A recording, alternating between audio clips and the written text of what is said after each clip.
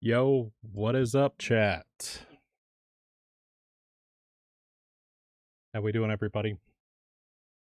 Happy National Purple Martin Conservation Day. How do I sound? Am I sounding okay? I have two voices? Oh, Lord. There's always something. One voice is delayed. Still?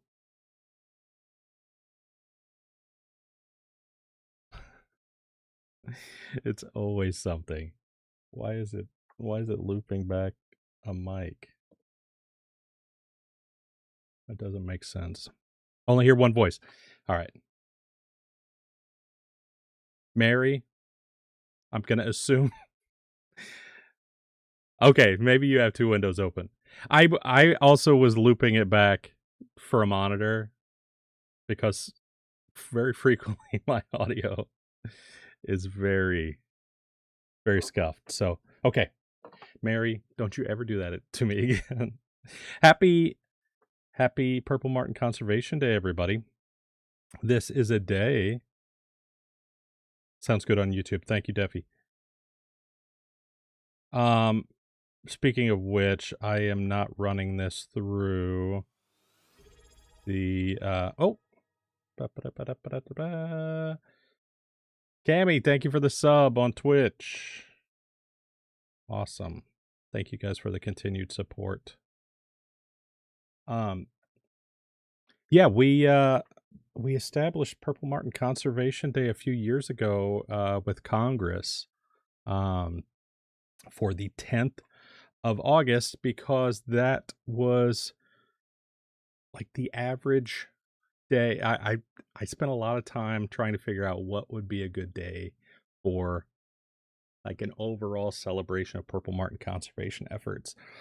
And August 10th was like the average day that nesting was complete across the range. So like up to the northern parts of the Purple Martin range. So it's like, good job, everybody. Everybody did a great job taking care of our Purple Martins. So yeah, August 10th. But I don't know if did anybody catch our little impromptu stream from Arizona? Was that last week or the week before? I don't know, my weeks are running together. I want to say it was last week, but don't quote me on that. It was probably 2 weeks ago. Yeah, big cactus.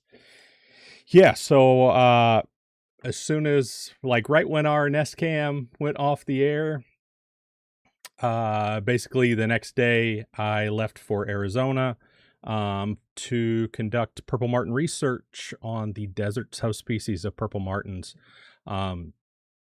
in the Sonoran Desert. And they nest in saguaro cactuses, and we made a big effort there. We had a big investment from a grant that is like a international cross borders grant called the Sonoran Joint Venture.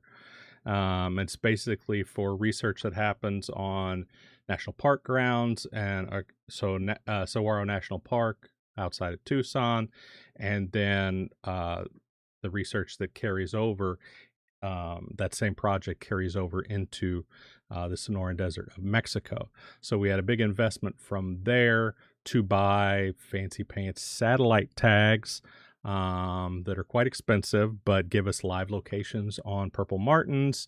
And then we also had additional buy-in from Tucson Bird Alliance, formerly Tucson Audubon, and some private donors of theirs. So we actually had the most satellite tags that we've ever had in hand at one time, which actually made me pretty nervous because they're like $2,000 a pop. We had 26 satellite tags that we deployed on Purple Martins in the desert of Arizona. So what's the math? $2,000 plus a pop. So like big money going out on birds. So to a lot of people with a lot of expectations riding on that project. And I thought today since when we were last live with kind of a research ride along thing, it was me and Lydia playing around with microscopes. Hopefully, you guys saw some of that. Um, and we ran long, as I tend to do, and we um, kind of ended the stream. But I promised that we would have some more like computer research type stuff.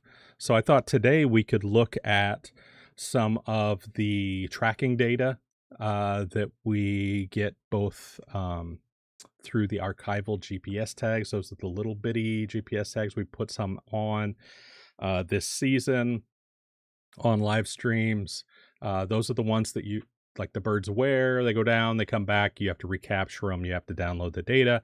So I thought we could look at like some of the historic data that we've gotten from those types of tags over the years. But also we could look at some of the live data because we also put out the Bluetooth tracking tags, which give us pretty much live locations with some caveats on purple martins, but also we could look at some of the satellite data that's coming in off of these desert birds, and we can talk a little bit about some of the other satellite tracking that we've done over the last few years as this technology has become miniaturized enough for the purple martins to wear. So and then also I wanted to, don't let me forget, I wanted to talk a little bit about weather radar and how we use that to study purple martins and how you can study birds through weather radar. Right now it's roost time in North America, purple martin roost time pretty much across the range. If you're lucky enough to live close to a purple martin pre-migratory roost that is publicized and is conducive to education and outreach, hopefully there's a group near you, like in Austin or Nashville. Vic, you went to a roost. That's awesome. It's really nothing like it to see all these purple martins fill the sky right at sunset, right before dark, and then all swoop down and land. And we'll talk a little bit about that. So I wanted to go live because it's a day to celebrate anyway. And for those of you on Twitch, I did promise, and you can see in the title, I promised at the beginning of the season that I would do another DJ stream if we had a successful Nest Cam season, which we most certainly did. We had a great Nest Cam season. So Friday night, 9 p.m. Eastern on Twitch, right here from my basement. Return of the Purple Martin DJ. DJ Joe, D-Joe. I'm not a professional DJ, and I embarrass myself somewhat doing it. But sometimes I kind of cook a little bit, and it's a lot of fun. And I get to subject people to the music that I like. But yeah, just a continued celebration on Friday on Twitch, 9 p.m. Eastern Daylight Time. If you're a YouTuber, feel free to come over and experience Twitch. Things run a little looser there than YouTube a lot of times. Hey, Sarah, happy Purple Martin Conservation Day over on YouTube. Hey, John. Hope you're doing well, Sarah. Sarah, one of our all-star mods that put in incredible hours and effort on during our Nest Cam season. So let's give it up for her. Got sound effects when I'm in my basement, folks.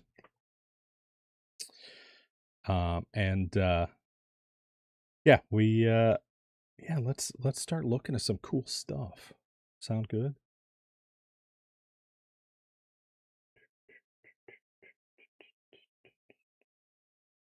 I heard I've got it. Sorry if I'm like stimming a song.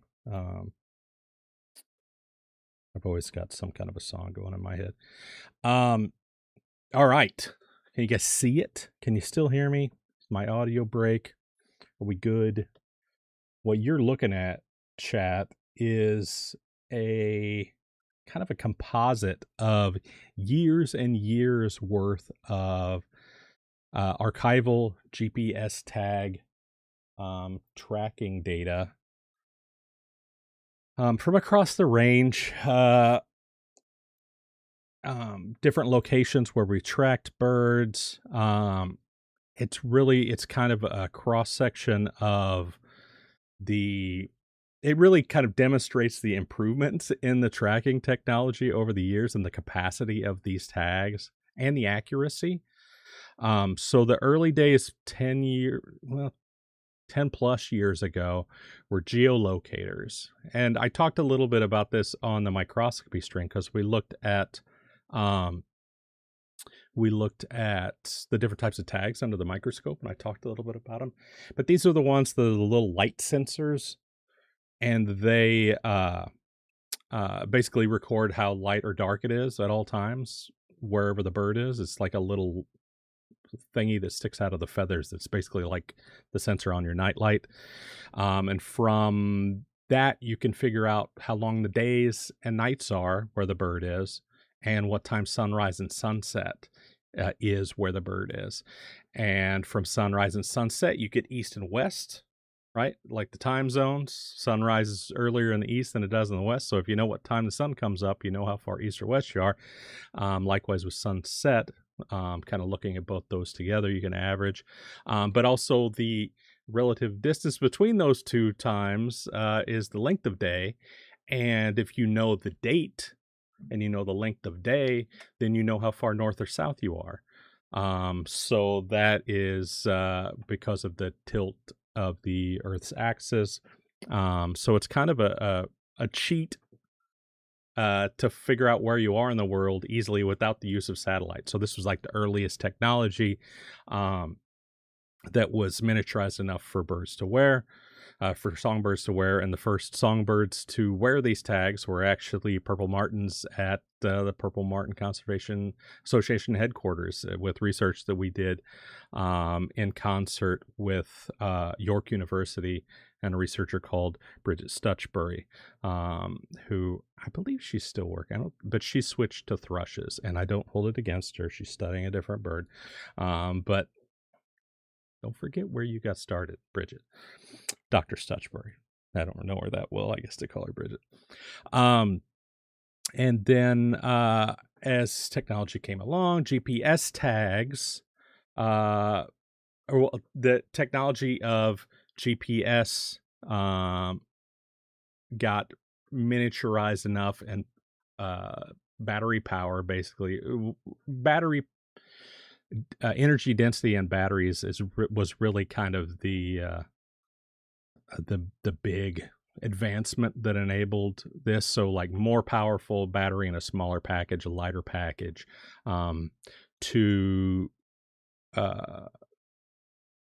use the GPS network, the orbiting satellites. So like your phone does and like your car does, there's just like this constellation of satellites, kind of like Starlink, that are constantly passing overhead.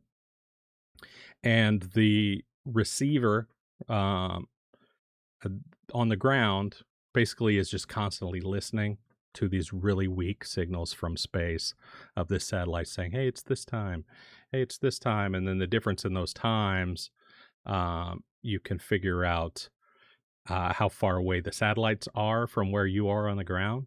And then you can triangulate from all those where you are.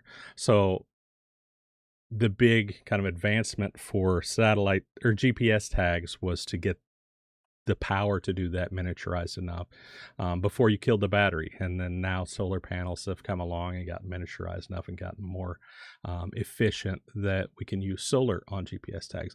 But the early days of satellite tags, it was like, hey, we got this thing that's light enough to put on a bird. And you get 10 locations before this thing cooks its battery. When do you want to look at the snapshots of this bird? And you had to like carefully decide, okay, what do I want to look at? All right, I want to know when they're, where they're at when they're migrating south, or I want to know what they're doing when they're in their wintering grounds, or I want to know, where they're at, what they're doing when they migrate farther north, or migrate northward. So you had to like kind of make this tough decision and kind of like it's kind of funny looking at the early tracks of this, you know, this data, and then looking at the embarrassment of riches we have now with basically the GPS tags will, I mean, they're practically constant. You can get, I don't know, the newest ones that we put out this year. I'm afraid to really push them because I don't want to run the battery down and have it not uh, kind of bounce back. But I've got it set to record every 4 hours. I think you could do it every hour. Um, we don't really have a reason to push it that far just yet, to kind of risk the tags. I'm nervous about the tags. iCrescendo on Twitch says it's often very difficult for GPS receivers to get a fix under dense canopy. Isn't that a struggle for accuracy when they're south? Yes and no. These guys spend more time flying than they do under any kind of canopy, and even when they land, they're typically kind of in the top branches of trees because they're just kind of landing to chill out and sleep. So they don't get too terribly deep into vegetation. But yeah, it's actually surprising how well these tags work even under canopy. Um,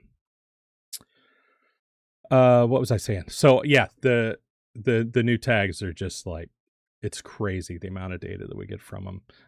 But there's still that drawback of it being archival, which means it's just recording on board. It's not sending these signals out. The bird has to survive. Well, we got to catch it. Easy with the Eastern Martins. You guys saw that on stream. We run up with a paint roller, looking like weirdos, lower the house down, grab the bird out of there. Easy peasy. The Desert Martins, a whole different story. But yeah, we got to catch them, tag them. They got to survive migration south. They got to survive their time overwintering. They got to survive migration back north. We got to relocate them, and we got to catch them and download the data from them. Hopefully there hasn't been an issue with the tags, and sometimes there are issues with the tags. Batteries go too low and they stop responding, or the antenna breaks off. Purple Martins have a tendency to, I think, preen off the antennas on these tags, which is not a big deal when it's a cheaper tag, but when it's a really expensive tag, that kind of stinks. But yeah, that's something that is the reason that we're kind of continuing to push the envelope on the uh, the with the Bluetooth tags and the satellite tags that we can talk about. John over in YouTube asks, are there any tags on PMC Martins? Yes, absolutely. And we're going to look at some of them live in a little bit. But first, we're going to look at this archival data. You're looking at just kind of a composite, like I said, on Google Earth. And let's push in a little bit here. Google Earth doesn't like having a lot of tracks open at once, so it gets a little chuggy. But here's where the PMCA is, and you can see these GPS tags over the years that we've put at our Sommerheim nesting colonies, which are right here. I love pushing in from satellite. Doesn't it feel like the future? Do the Purple Martins not sleep when flying over the Gulf? They don't. They make it in kind of an overnight flight. That's really the only time that they migrate at night, is when they're crossing the Gulf. And I think it's just kind of by necessity, because the flight takes longer than the daylight hours. But usually they just go for it. Yeah, I suppose there's a possibility. I know that there's been some kind of studies over the years that are like, swifts shut off half their brain and sleep that half, and then sleep the other half, or they're like sleeping and flying at the same time. I don't know that carries over to Purple Martins, but I suppose it's possible. I don't know for certain. I would imagine they're just real tired when when they hit the shore on the other side and probably really relieved. Um, this right here. So these are some of the nest sites. This is our Sommerheim site. We put some. What did we put out here? We put the Did we put the Bluetooth tags out? Yeah, we put the Bluetooth tags out here. Seabirds like albatross do that half sleeping. I knew somebody did. This is the Cattail Islands here, where there is a purple martin roost that I'm hoping to stream from maybe later this month when we get a good number of birds there, and we're going to look at um, the radar from our roost later in the stream here today, and you can see the purple martins taking off in the morning from the roost. But yeah, these birds here were sleeping overnight in the roost after the breeding season. One thing this for a couple of years was the roost was over here. It looks like a couple of birds that we had tagged those particular years were roosting at it, but you can see here a little bit, and you'll see more when we pull up the Bluetooth tags, how little of a barrier Lake Erie is, even though it is, how far is Lake Erie? Boop to boop. 30 miles. So what was that in research numbers? 46 kilometers across here from point to point. So Presque Isle is where our research colonies are, this peninsula right here. And there's kind of a mirrored structure that's much larger over here called Long Point. And these birds bounce back and forth across the lake like it's nobody's business. They don't really care. They fly really well and pretty fast, and they eat on the wing. So the Lake Erie, the Great Lakes, are not a barrier like they are to purple martins, like they are to other songbirds. So that's been really interesting to see in the data. When you have a purple martin roost, you get this pattern. A lot of times, and you'll see this in when we look at Brazil, because the tags are timed. At least with these tags, with the tags that we're putting out now, I go ahead and just set them live to start recording pretty much right after we put them out. But years back, a few years ago, before the capacity really reached the level that it is now, I didn't set them to start recording data until kind of migration was starting. So that's why there's not a lot of activity around the breeding sites on these tags. But when there is a roosting location, you see this kind of ray and spoke, hub and spoke action. So these are the nighttime locations, and you can see right where these guys were sleeping at night, basically, and on this little spot. And then during the day, they're just going out all over the place, and these are like their daytime feeding visits.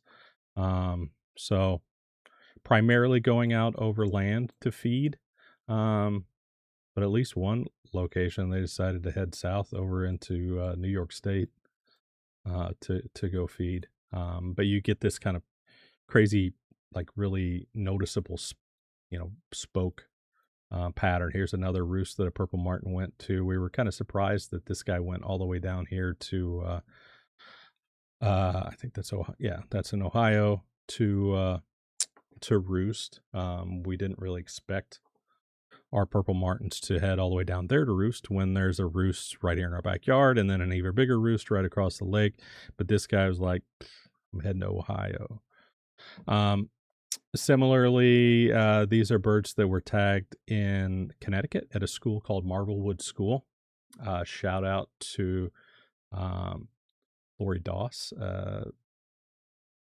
teacher extraordinaire, purple martin researcher, and board member of the PMCA. So we worked together, but you can see here a roost that those guys went to. What state is that? It's still in Connecticut. And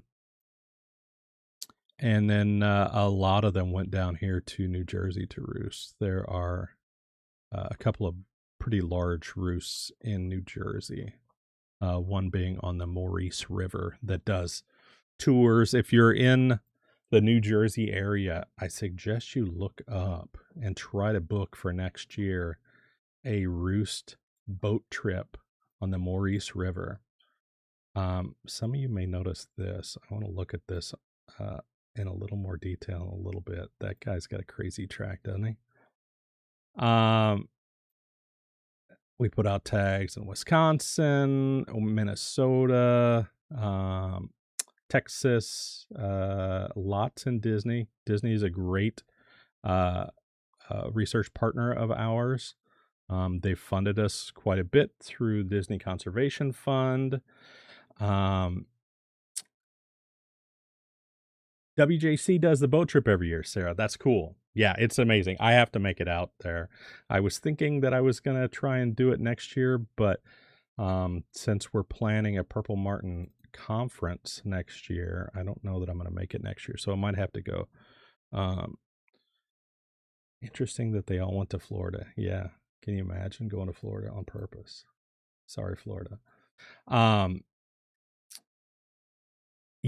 Yeah, we'll talk about Oregon in a second. Yeah, Disney's a great partner. If you've been to Epcot or some of the resorts or even at Animal Kingdom, there are lots and lots of Purple Martin gourd racks. They have a huge Purple Martin colony there. And we've been working with them a lot lately. You can see their birds. This is kind of their breeding behavior, although that might be a roost down there. They are roosting up here in the Cedar Key area. There's a huge Purple Martin roost there that moves around a lot. So this is multiple years overlaid. So I work with them every year using weather radar, what we're going to look at in a little bit, to help them locate where the roost is in this kind of marshy wetland area, so they can go with their antennas and scan for birds that they have tagged with radio transmitters, that sort of thing. But kind of backing out, yes, you mentioned Oregon. These are some tags that were put out at Klamath Klamath Bird Observatory with the western subspecies of purple martins, which are almost as hard to study as the desert ones. But I'm going to say they're a little easier because at least you can stay out past like 9:30 in the morning without dying when you're studying them and trying to catch them. So yeah, for the first time a few years ago, they were able to put GPS tags out on that subspecies and actually track them. And you can see, let's talk a little bit about Purple Martin southward migration. A lot of people are like, where did our babies go from our nest cam? Well, one, they're at a roost now, whether it's the roost in Erie or potentially across the lake at Long Point in Ontario, or even maybe down in Ohio at a roost. There's lots of roosts all over, and we'll look at that on weather radar.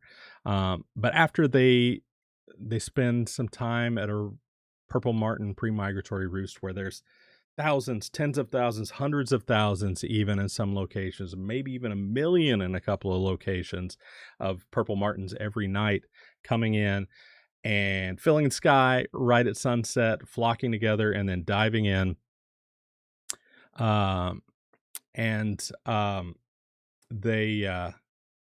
They do this kind of collective roosting behavior because there's safety in numbers. The kids haven't really figured out how to take care of themselves. So it's a collective protection and learning opportunity from them that all of the birds benefit from, adults and the young. The adults benefit by having some other birds to distract predators other than themselves selfishly, but also they benefit from their kids being somewhere in the flock, learning socially from other purple martins, following them in the morning, like, uh, you know, just tagging along, like, "Where are you guys going?" When the adults go off like they know what they're doing, and the kids learn how to find food that way, how to get better at catching food, what to look for, how to navigate. There's just kind of a lot of learning and experience that goes on for the kids during that time, even though it's not the parents caring for them directly. After the after purple martin babies um, leave the nest, they fledge. They get like a week or two of the parents actually taking care of them, feeding them still, teaching them how to catch bugs. Um, there's some learning there of how to avoid predators and where to sleep at night, and just some kind of in passing learning about um, how to find food. Um, but a lot of that also happens during this pre-migratory roosting behavior, and the roost season lasts a month to a month and a half, I would say. But any one bird is only there for like a couple of weeks, probably. So it's like this constantly, revolving door of birds arriving for the first night, and birds have been there for a couple of weeks and they're heading south. So when they do head south, they go in a pretty good clip. You can see these pretty straight lines. The It's a little bit misleading um to see the dots, because depending on the schedule of the tag, not all these tags are on the same schedule. Like I said, some of them are early uh, iterations of the technology where it's like, hey man, you get 1 point a day if you're lucky, or you get 1 point a week. Don't waste it. And now the tags are like every 4 hours. So dot dot dot dot dot on this, say this green one here is not necessarily a bird that went slower than this guy's like dot dot dot. Does that make sense? Um, but you could probably tell from the directness of these paths that these guys boogie south once they leave the roost, with some exceptions. Um, and then they get to the Yucatan and Mexico. They get to the hump of Nicaragua, Honduras. Is there a name for this hump, by the way? I just call it a hump. That's probably not what it should be called. I don't know. It's not really a peninsula because it's just kind of a curve. I don't know. The coast, the East Coast. And they spend quite a bit of time, a month to 2 months even, uh, just chilling, just recovering from that early rushed movement. The kids are continuing to learn. They've gotten south of the risk of cold weather. Purple martins are an aerial insectivore. They eat only flying insects, so they got to get the heck out of here before cold weather comes in. So they boogie south pretty quick, but once they get down to like tropical areas, hey man, what's the rush? So they're down here in the Yucatan, in the jungles of that, Nicaragua, Honduras, along the coastal regions. Um, and we call this a stopover, migratory stopover location. We mentioned the Western Martins. They do something similar, and you can see it alluded to a little bit through this little bit of data that we have. And you'll see that showing up in the desert martin data as well. They do a similar kind of migratory stopover in the Baja Peninsula and the coast off of Sinaloa. What is this? Is this the Sea of Cortez? Is that what this is called? Or is this, what is the name of this waterway? This gulf? Whatever this thing's called. So Baja Peninsula or the West Mexico coast, directly across from it, you get a similar migratory stopover behavior for a month to 2 months. And then they continue on down to, in the case of the eastern purple martins, they go to the Amazon. And there was a question here, and I meant to come back to it. Defi Mentha says, nothing in VA. Do you think they'll nest in VA area? Yes. So don't take these maps to be a indication of where purple martins are specifically. Purple martins are all over this area. This is maps from breeding sites where we've tagged birds. So collaborators that we work with on projects, people that we have permission from. There are some, at least some tags that have gone on in Virginia. There is a little bit of a hole in the purple martin range map, and you can see it on our website. But that's basically right here, and that's because of the mountains and the dense forest. That purple martins, yeah, also reduced human population in those areas as well. So fewer people to put up purple martin houses, too many trees for purple martins to really be happy, because that means more predators and less open flyways, and also more northerly climate that's kind of associated with all of that. And it's the same reason that basically you can see here on the forest line of the northern boreal forest, basically once you get to that dense forest, there's no purple martins, because, but we do have purple martins up through this kind of prairie peninsula situation. Hey Shadow, how are you? Even up into here, there's purple martins into Alberta. No worries. I'm glad you made it. We're just talking about some of our GPS data over the years, and we're celebrating Purple Martin Conservation Day here in the United States. And I'm yapping. I mentioned purple martin roosting in the Amazon, and you can see here a lot of kind of adherence. Each of these kind of clusters is purple martins roosting on islands. You can push in here on this guy, and you can see he's spending the night on this sandbar and cruising out during the day, and feeding over the rainforest.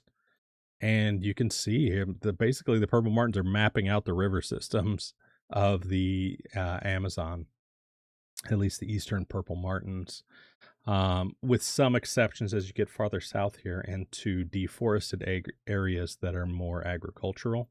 You get a little bit of a different behavior out of them down there. But you might see like these big holes and be like, okay, why aren't there any purple martins here? This is perfectly good rainforest, and there's not necessarily the big river systems there, right? And this kind of river roosting behavior is one of the kind of first big discoveries, realizations that we had when we started using GPS tags that gave us like exact locations on the birds. One of the drawbacks of the geolocators that I mentioned, those are the light sensing tags, is the accuracy is not very specific. So you can figure out within 100 miles, 200 miles where the bird is, but not exactly where the bird is. So basically it would be like, oh, we know the bird's kind of around here or whatever. But now with GPS tags, we can be like, okay, he was sleeping in this bush, or on this little kind of flooded out area on some treetops. And you can see a lot of convergence of different colored tags in these areas upstream, up the Rio Negro River. So this is the Amazon here. This is the Solimoes River. This is the Rio Negro. Sometimes the Solimoes goes by it goes by Amazon, but really it's the Solomois, and then when they combine, they become the Amazon. Here at the meeting of the waters, this is Manaus. It's a very big city, and basically the only big city in the Amazon. If you're going to fly into the Amazon, you're going to fly into Manaus. And then you can see the waters. This is called the meeting of the waters. And the two waters, here's a boat on a tour here. This is like a tourist destination in Manaus, is to go on a boat out here to the meeting of the waters. The Rio Negro, as the name would suggest, it is a blackwater river, so it's really high in tannins. So kind of like swamps in the southern United States and North America. And it is deeper water. It is cooler water, and it's moving at a different speed than the Solomois, which is very heavy in sediment. It's basically mud water. It's they call it white water. So it's like black and white water river systems. It's warmer, it's moving faster, and it takes a long time for those two waters to mix. So you get this kind of really kind of crazy swirling pattern behavior. You can put your hands out on the edge of the boat as you drive by, and it's like cool water, warm water. It's really interesting and really cool to see. It's like if you go to the Amazon, undoubtedly there's going to be a trip to the meeting of the waters in it. But basically, what was I getting at? Okay, so up the Rio Negro, we have a lot of different purple martins roosting in this kind of general area. And this is where we've done a lot of research on the birds, actually, specifically this little island. Whoa. Oops. That little island, there's a roost that kind of bounces around here. During high water, very high water, they're in this island called Isla de Papagayo, like Parrot Island. When it's kind of normal water, they're on this island, Isla de Cumaru. And we were there a few years ago. If those of you who are that know Maihiga and Alveus, I imagine there's a lot of crossover, at least on Twitch. The birds that year, when I took Maya to the Amazon to see the purple martins, were in a different location entirely. They were in this little skinny island, and that's because the water was so low.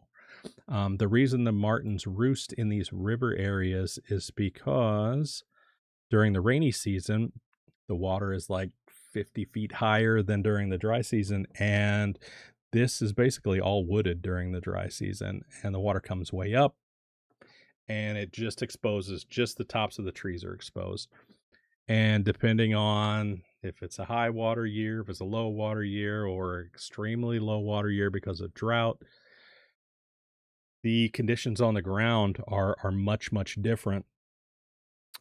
So extremely high water, this island basically is completely submerged. This island is pretty much completely flooded out, leaving this island sticking out kind of an adequate amount for the purple martins to like.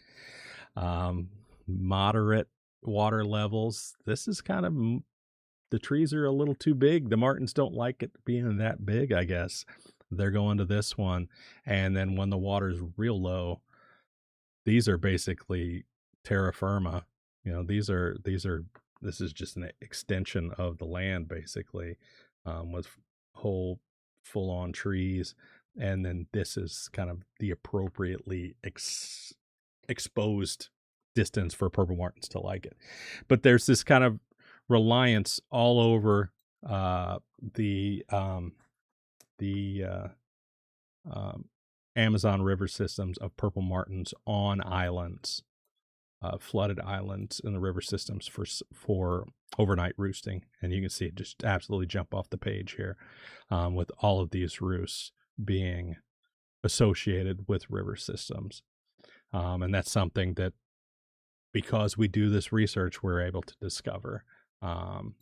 Before it was like, We didn't know where they went. The only kind of reports we had of where purple martins were in any numbers was actually in southern Brazil in towns because the purple martins would roost in their like town squares. Like, oh yeah, all the purple martins go down to southern Brazil and they're roosting down there. And we started putting tags out, and we're like, no, they're not. They're going, that was a bias because that's where the people were. We actually have never tracked an eastern martin or a western martin or a desert martin for that matter to these areas of Sao Paulo state where previously purple martins were reported. We don't actually know what subspecies is down there yet. But the eastern martins, we basically have only ever tracked those um to the Amazon rainforest. And the areas that used to be full on Amazon rainforest but have been deforested for agriculture. These locations down here. These guys that are southern boys of the purple martin world. So they're hanging out at the farms down here. Yes, absolutely sad. So yeah, we don't know. I mean, there's still some reports of purple martins down here in Sao Paulo state, whichever one of these, Sao Paulo state, this one, in the little towns down there. But I've been down there roaming through the countryside, knocking on doors in these little towns, trying to figure out, like, hey man, when was the last time you saw purple martins? Because it's it's actually really hard to communicate from North America to South America, even from South America to South America. So like we have a lot of collaborators in Brazil, and still the best way to contact people in these rural areas is actually to go there. And that's why I've had to go there so many times over the last several years. And our collaborators have made so many trips, so many expeditions. But you can see this guy way down here. So remember our western martin that we tracked thanks to Klamath Bird Observatory. It was migratory stopover, was the Baja Peninsula. It continued on down, passed right over this perfectly good rainforest. Oh my gosh, Google Earth, settle down. And it came down here and it roosted in the city of Espirito Santo, not the city of Espirito Santo, the state of Espirito Santo, the city of Linares. Yeah, they like the beach view. Isn't that funny how these are like coastal purple martins up here? Oh my God, come on. What are you doing, Google Earth? Calm down.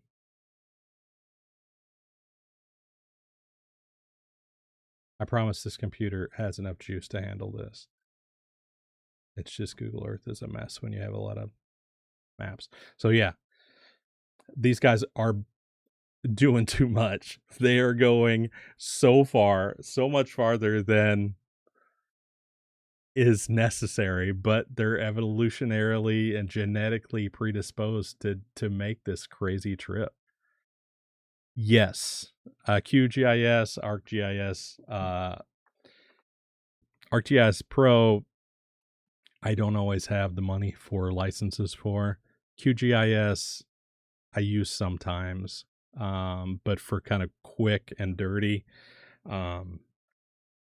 just visualization, I will typically use Google Earth Pro because, I don't know, it's easy.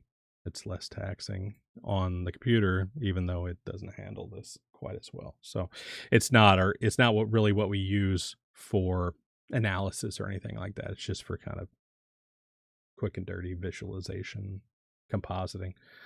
But yeah, absolutely passing over prime habitat. But again, like I said, they are they're predisposed to that. So come on. Come on, how far past it are they going? They're going like 2,500 kilometers past the eastern purple martins, just chilling in the Amazon, just happy eating bugs. And we're like, we got so many bugs here. But the western martins just keep cruising. They've got a plan.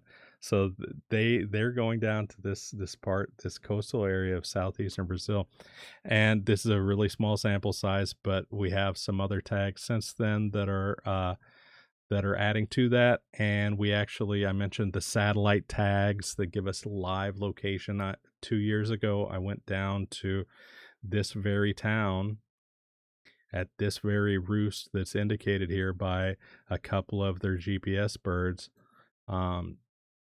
right on this boulevard in the middle of this town, Linhares, where the purple martins are coming in and sleeping every night in these trees.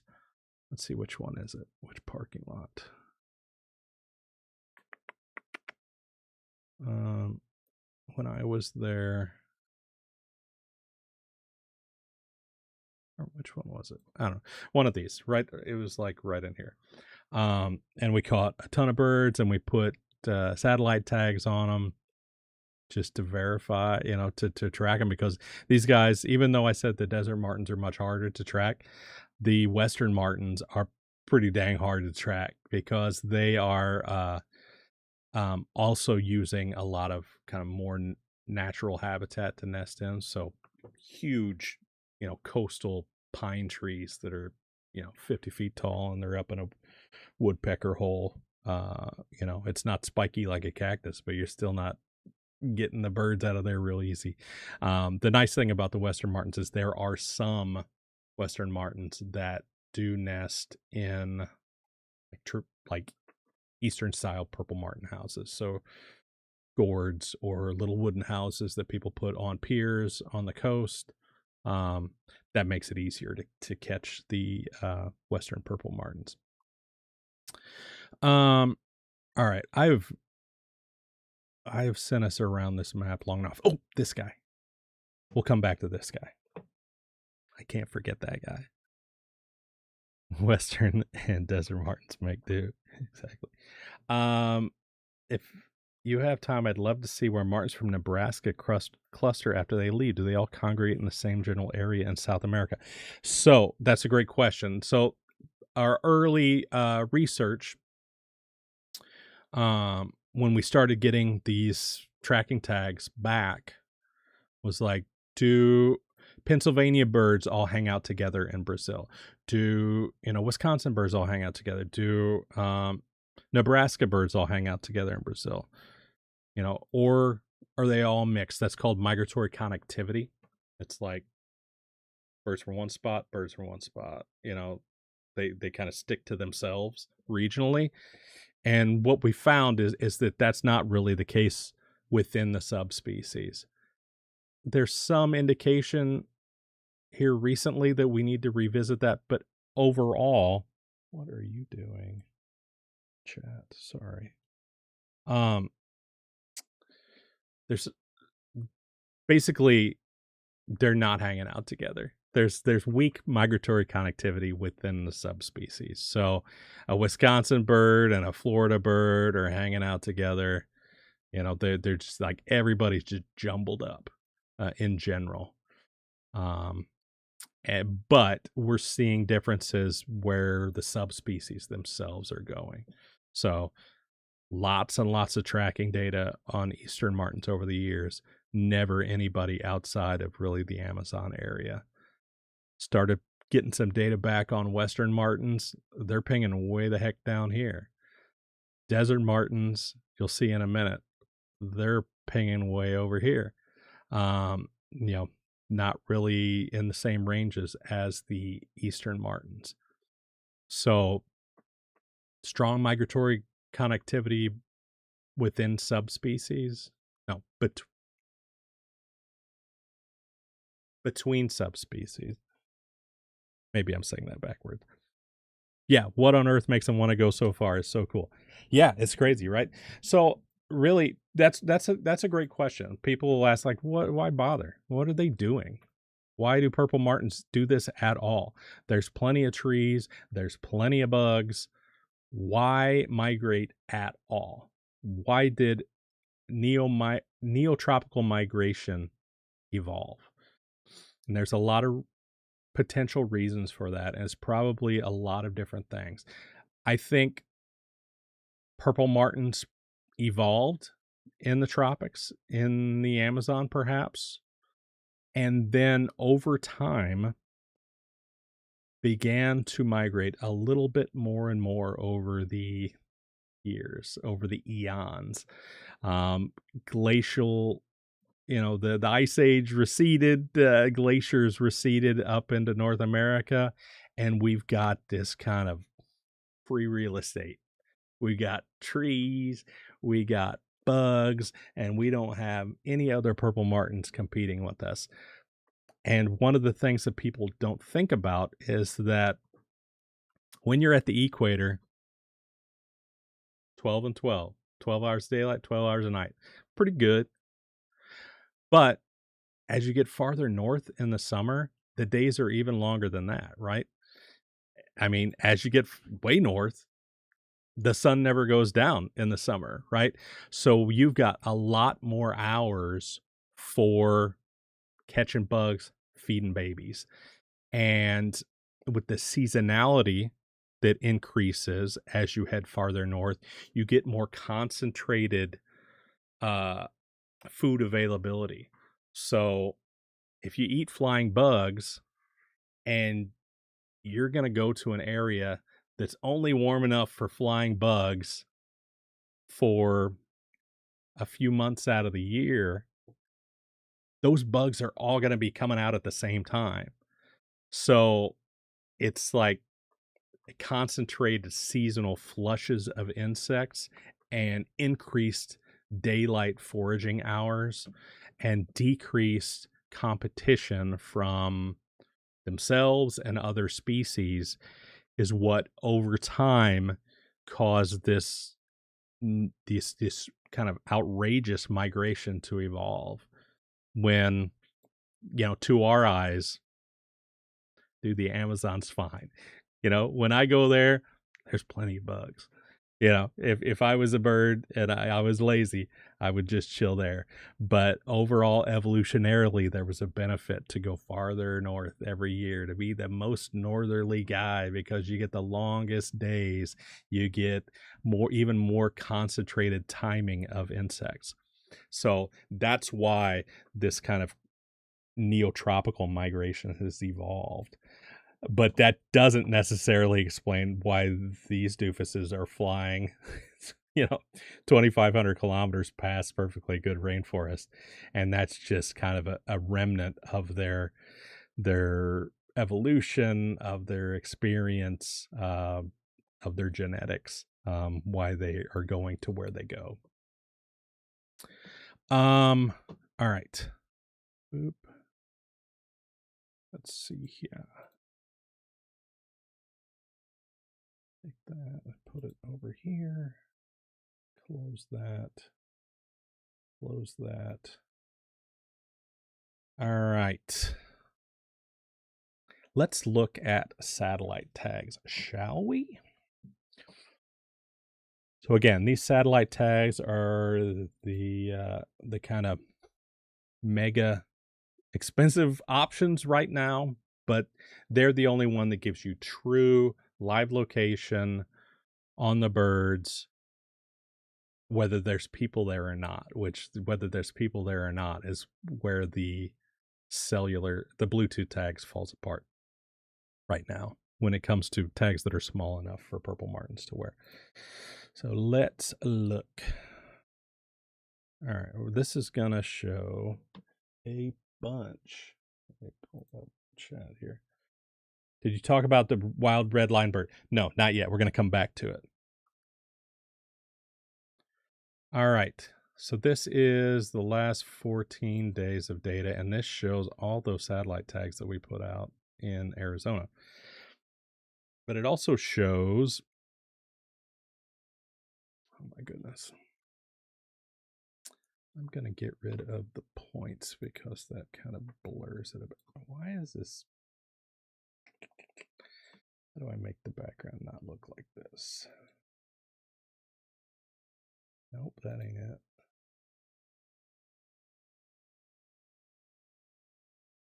All right, I guess that'll have to do. I don't know why it's choosing such a dark color scheme. All right.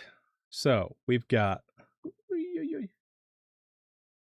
Tucson, where I just was last week. And we got a whole bunch of satellite tags. 26, in fact, that we put out. This is 21 on here. Actually, there's 20. 1, 2. There's 24 tags visible right now. But this guy, and this guy are ones that were tagged in Brazil in February. And this is where they're nesting. But the ones that we just tagged last week are this spaghetti monster right here. And it gets crazy really fast, right? Like, how can you do anything visually with this? But you can, I don't know if I want to do that. I'll probably leave it like this for now. But you can already see the some things popping out of the data. Obviously, this is just daytime behavior. Purple martins nesting in Saguaro National Park East. This is not the only place where desert martins are, but the place where we caught martins was, these guys were the locals for it. But you can also see kind of a density of them down here. I do need to change this. And you can see this greenness popping out. Oh my God. There we go.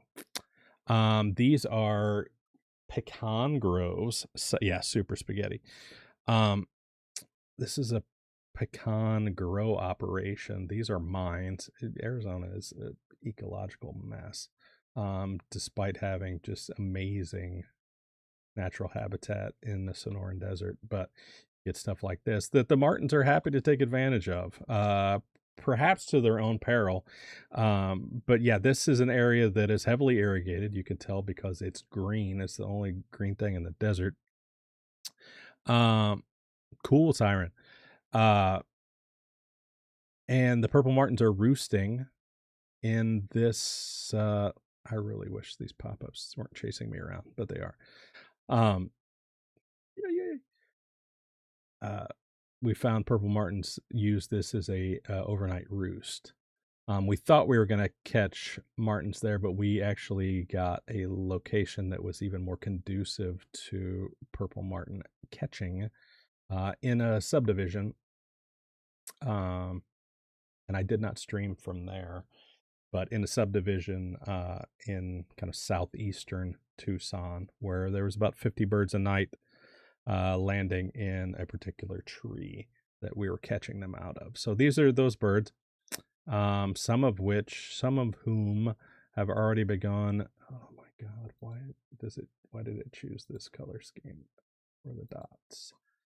Some of whom have already begun their migration south and are already overwintering. So the birds that we caught, some of them were breeding individuals, some of them were not. Some of them we think were kind of single males. But again, this is beginning to kind of illuminate roosting locations. We're working with partners in Mexico where we're going to try and study these guys on the ground in Mexico, like we've done in Brazil, in their roosting spots. Let's see if I keep hitting the wrong thing. Sorry, guys. Let's see if we can tell what kind of habitat they're using here. Looks like kind of saltwater marsh type stuff. Maybe some human activity in this, but not much. So our partners down in Mexico are already looking at this data and kind of targeting locations to go and observe purple martins on the ground. These guys, I'm sure, will begin kind of spending time over here in Baja as well. These guys are a little bit farther down. We're looking to study these guys on their breeding grounds as well. Like I mentioned, that grant. Oh my gosh, I've gone all the way up. A little harder without borders. Why do I keep hitting that button? So the Sonoran Desert kind of continues down, and these guys nest only so we thought in saguaros in the northern part of the Sonoran Desert, and cardone cactuses in the southern part. But our partners down there have actually found an island or two where we think the martins might be nesting in rocks. It's a protected area and they don't have permission to go onto it yet, but we're hoping next year to maybe get eyes on martins nesting in rocks on islands in coastal areas of Mexico. Why the focus on desert martins? Well, basically, we know almost nothing about desert martins, and let's see, is this going to nuke everything? This may absolutely destroy my internet connection and the computer, but we're going to try it. Oh, no, I didn't want to go that far. It's too late. Okay. All right. Wish us luck, chat. Hopefully this doesn't kill everything. Why study desert martins, or why focus on them? Well, we've got a couple of grants to do so. So we go where the research funding is. There's constant research going on with eastern martins that's kind of ongoing. But the new hotness right now is these desert martins that we're studying for the first time. And literally, like, almost nothing was known about them prior to us starting to study them and to tag them. You know what? Maybe it's easier if I scroll this. That might help. Maybe. Should I do this? Oh, here comes something. That's weird. Why did it make that line? Sorry, I'm distracting myself. And another thing about studying the desert subspecies, the population is so tiny. And you might think, why does that make it a focus? Well, that makes it incredibly vulnerable.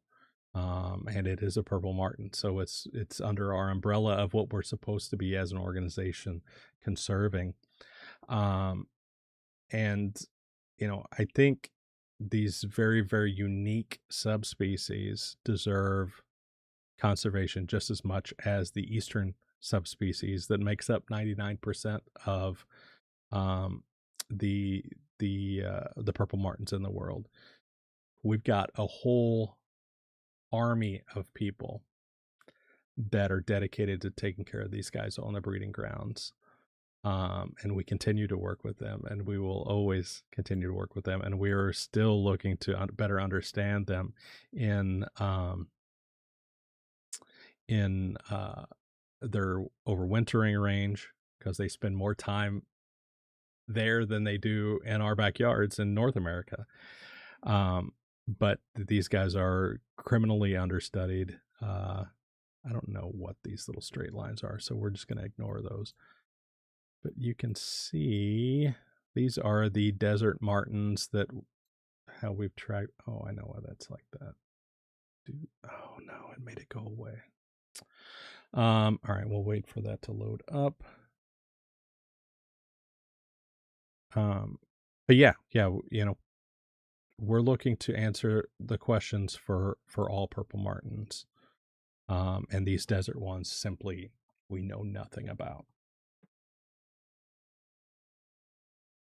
There we go. There's those migration paths popping in. So these, and I've kind of artificially cut it off just because I don't know why that's doing that. Oh, you know what? Those tags started off in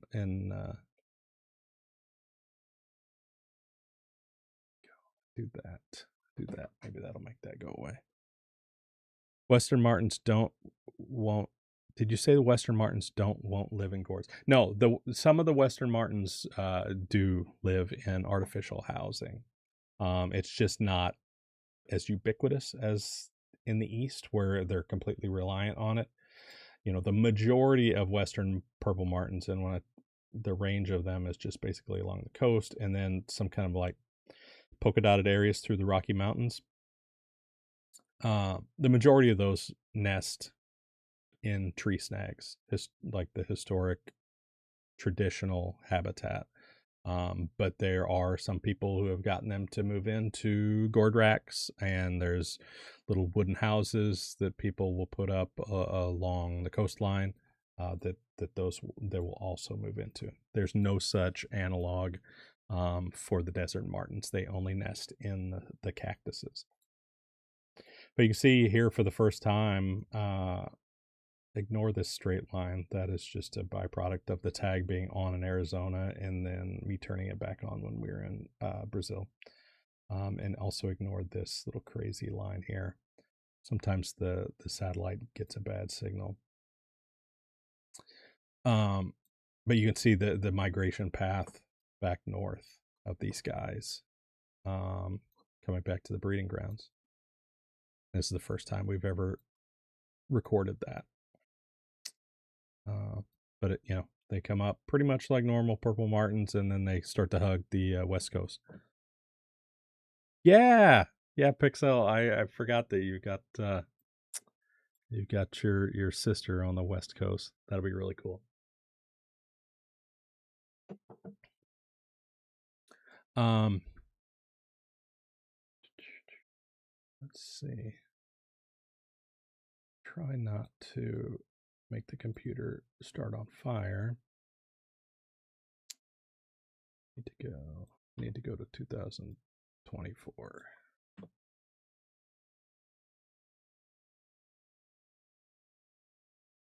Actually, let's go all the way. We go how far we go on back. Way back.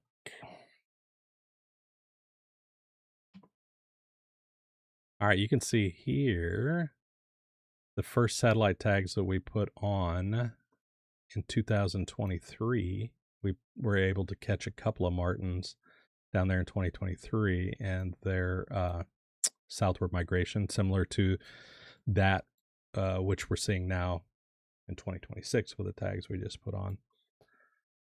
I don't know why it's doing this kind of disjointed. I guess because I put lines instead of clusters, maybe, or no points.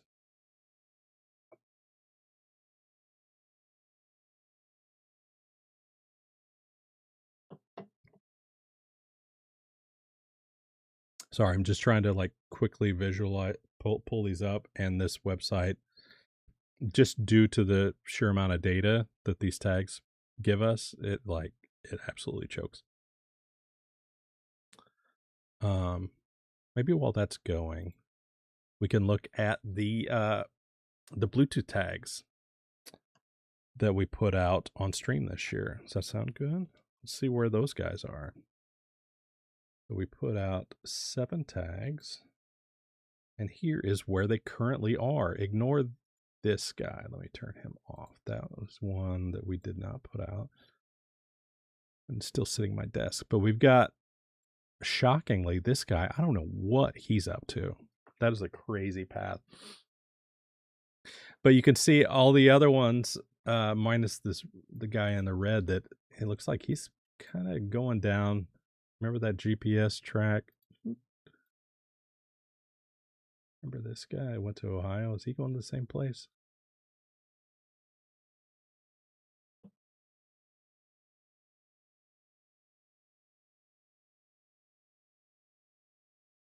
Like maybe he's a little farther south. I think that was one of these little things. But yeah, this guy cruised. But then everybody else abandoned us for Canada.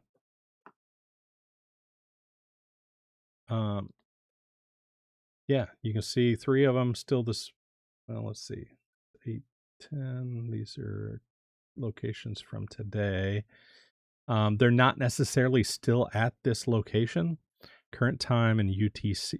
So everything's always in UTC time on these tracking tags. Right now it's 15 UTC. So 14 hours ago, somebody with a phone was nearby for that guy. 4 hours ago for that guy. And that one is about 15 hours ago. This one is pretty much live. It makes sense because he's up where people would be. Likewise with here. So these tags, like I said, are really cool, and that it's a way for us to get basically live data without having to recapture the bird or getting the tag. But you do have these gaps, both locationally and temporally, between when somebody's around with an iPhone for it to pick up on. So, and it typically manifests itself on the map by like super straight lines. So these lines across the lake, there's nobody they haven't passed anybody on a boat with an iPhone out on the lake to have kind of detail in those tracks. It's been over here, and then it encountered somebody across the lake with a phone, and you get these straight lines. But it's a heck of a lot better than nothing as far as it comes to getting live data back. And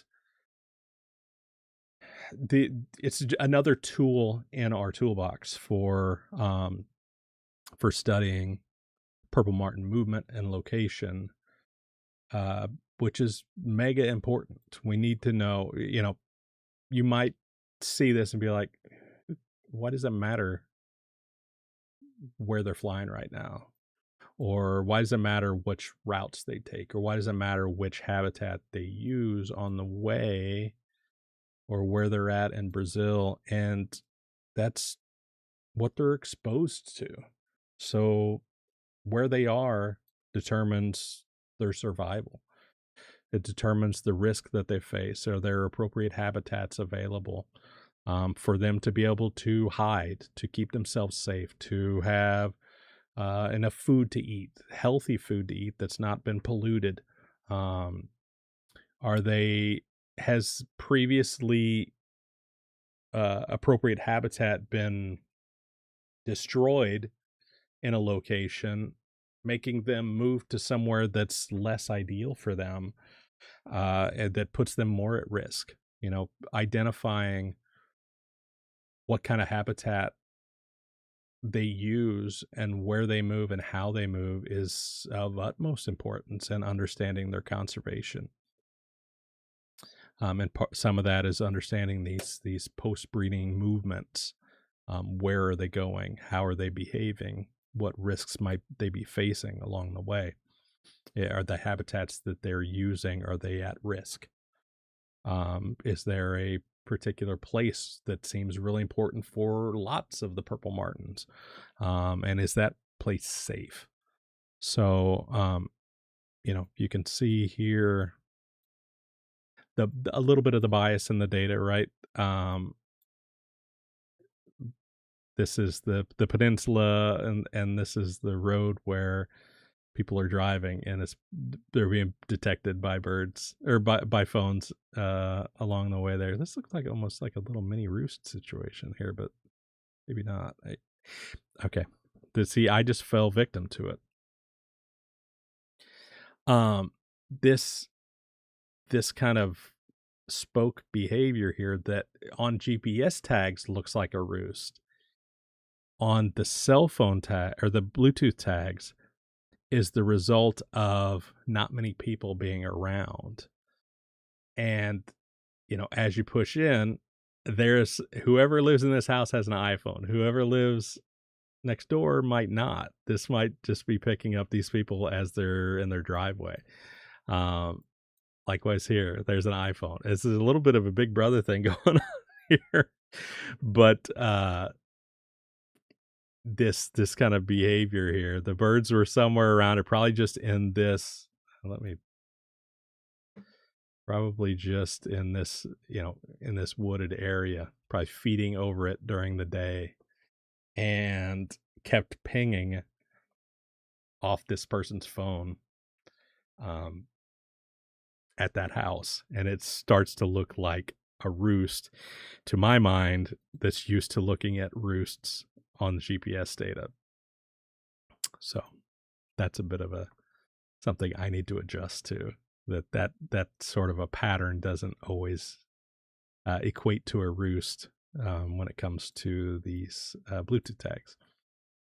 But yeah, this is what the guys that we've tagged on stream have been doing. This guy is absolutely on an adventure. This guy, like, this is interesting. This kind of like, the kind of meandering route. And again, this looks like a path that they're directly doing, but it's not necessarily that. This might be, and it's probably an area with not a lot of people. It's a lot of agriculture. So they may be doing a lot more like use of this area as a whole, and they're just getting picked up on the highways or small towns when people are driving by. You can see that when you look at the cell tags that we put out in Brazil in February. You got these little clusters that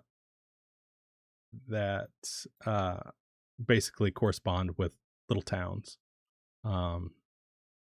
If you guys saw the stream, why does it default to this ugly? I stream. I need to upload that video to YouTube.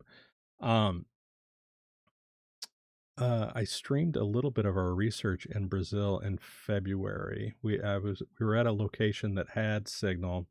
Let me turn these off.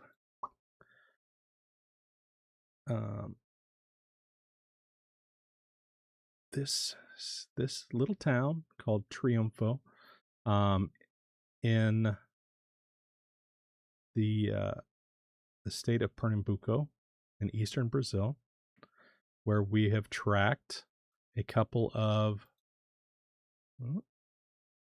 If I had slid that farther up, look, it's still trying to load locations on this. This poor computer, or this poor website. That first year, 2023, of putting out satellite tags, we tracked one to this area in eastern Brazil, which is called the Caatinga. It's basically desert. So again, these guys going to what they know almost, right? So we had martens from the east going to the Amazon. We had martens from the west going to the west coast, going to the east coast of Espírito Santo in southeastern Brazil. And we've got desert martens going to the desert area of eastern Brazil. And what was I doing? I was pushing in to show you where we were.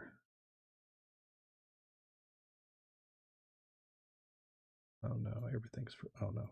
Okay. There's Triunfo. So Triunfo is like a little town on the top of a mountaintop. It's got the highest point in Pernambuco, and the whole surrounding area outside of this kind of mountaintop is basically desert. And this is actually like almost a vacation location for people in the surrounding desert area to come to in the summer because it's cooler up on the mountaintop. But there's this little lake in the middle of town, and I can't push in any farther, but there's a little tree right here and a little tree right here. And the purple martins, we had report after report of purple martins roosting in, well, first this tree, and then they do like a little market underneath that tree So they shooed the purple martins off of that tree, and then the purple martins moved into this tree that's over the water. And we went up in February and we put out satellite tags and Bluetooth tags on birds from that were roosting in that tree. And there's a couple of power lines across the water. And I have a video from there that I've got it downloaded somewhere that I need to put on YouTube. So coming soon to YouTube. But this is the cell data, and you can see some of those artifacts of not many, kind of low human population. This bird looks like it's still there, but that's because this is where the last location of this tag before either the bird died or it pulled the antenna off. You can see some of the roamings of the birds off to the east coast here before they began their migration. Ignore those lines. That's actually me carrying the tags in my luggage on my travels to Brazil. And you can see here, we've got some of these might still be alive. This guy's still alive. That guy's still alive. This one was 2 days ago, still good. That one was 2 weeks ago. That tag might not still be active. This one's definitely not still active. But this guy was nesting in the Baja Peninsula. These guys were nesting down here, 3 of those. This one, we're not really sure if he was just off track or if he was a Western Martin that was in the mix. Because that one went offline as soon as he got up here. But we at least got 3 that are still nesting. I have to look and see. Is this guy? I wonder if this guy visits the tree that we were catching birds at last week. I'll have to look just out of my own curiosity. But you can see this guy here using the pecan groves and by nesting in the subdivision, maybe. But that's a peek at some of the data, and I promise you we're going to look at a little bit of radar before we go, because I got some cool stuff to look at there.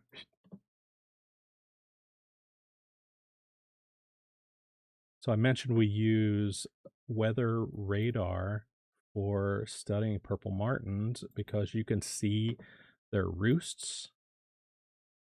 How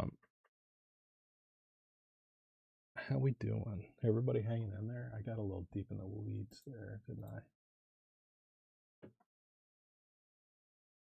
All right, so this is a software called NOAA Weather and Climate Toolkit, and it is clunky, but it is cool. You can access, this is like a way for you to access and manipulate historical weather radar data all the way back, I don't know, for decades in the United States. So let's look at our roost and the roost across the lake, our roost meaning the one here in Erie, and the one across the lake in at Long Point, where all of our birds have been stolen by the Canadians. So we're going to look from this morning. So I mentioned purple martins come into these pre-migratory roosts, tens of thousands, hundreds of thousands, even 1 million, maybe in a couple of locations. And in the morning, they all take off at the same time. And they just go off into the environment in all directions. And it's basically like an exploding sphere of purple martins, growing like an explosion almost. But radar cuts like a swath. It's a beam that's cutting a path through this exploding sphere of purple martins, and that to the radar looks like a circle expanding. So you get this almost firework looking thing going on. So let's look at the radar from Buffalo, New York. And we are going to look at this morning's, and this is again in UTC time. So we'll look at 10:13 a.m. and we will look and we will see